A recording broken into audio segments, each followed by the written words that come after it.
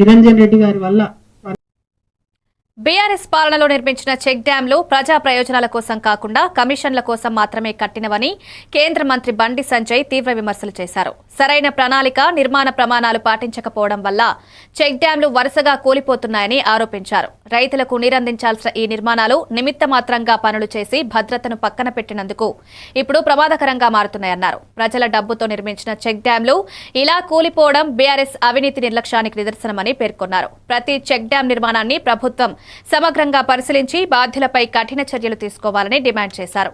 నీటిపారుదల వ్యవస్థ ప్రజల భవిష్యత్తుకు కీలకమన్న దృష్టితో నాణ్యత లేని పనులు ఇకపై కఠినంగా నిషేధించాల్సిన అవసరం ఉందన్నారు.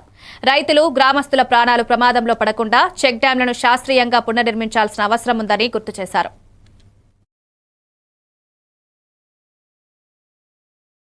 చెక్ డ్యాంలు అంతకుముందు గుత్తపట్టి తెలంగాణ మొత్తం బీఆర్ఎస్ గవర్నమెంట్లో గుత్త కాంట్రాక్టర్గా రైతుల కోసం కాదు, ప్రజల కోసం కాదు, మొత్తము ఏకద గుర్తుపెట్టింది ఏంటంటే కరీంనగర్ జిల్లాలో, ఉమ్మడి జిల్లాలో గిన్ని చెక్ డ్యాంలు కట్టాలి, గిన్ని పైసలు, కమిషన్ గింత, మీ గింత, బిల్ పేమెంట్స్ ఫుల్ క్లియర్. సర్పంచ్లు ఉన్న రోడ్ వేసిన సర్పంచ్ పైసలు రాలే, కమ్యూనిటీ కట్టిన సర్పంచ్ పైసలు రాలే, ఆత్మహత్య చేసుకుంటున్నారు. కానీ ఎవడైనా తెలంగాణ రాష్ట్రంలో గత ప్రభుత్వం కానీ ఈ ప్రభుత్వం వచ్చినాక బడా కాంట్రాక్టర్లు ఎవ్వరన్నా మీకైనా ఫోన్ చేసి మాకు బిల్ రాలే అని చెప్పిర్రా.